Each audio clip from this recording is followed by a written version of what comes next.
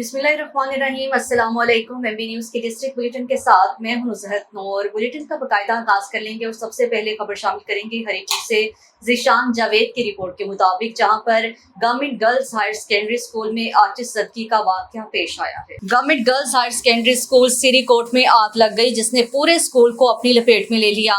आतिश ज़दगी के नतीजे में तकरीबन 18 क्लासरूम, जिनकी छत लकड़ी से बनी हुई थी, मुकम्मल तौर पर जल गई। क्लासरूम्स के अंदर फर्नीचर भी मुकम्मल तौर पर जल गया है। आतिश ज़दगी के नतीजे में तालिबात जान बचाने के लिए क्लासरूम से बाहर भागी तो उनके स्कूल बैग क्लासरूम्स के अंदर रह गए, जो कि आतिश ज़दगी का शिकार हो गए हैं। डिप्टी कमिश्नर हरीपुर की हिदायत पर हरीपुर और गाजी से फौरी तौर पर फायर ब्रिगेड की गाड़ियां जाए हादसा पर पहुंची और आग पर काबू पा लिया गया है।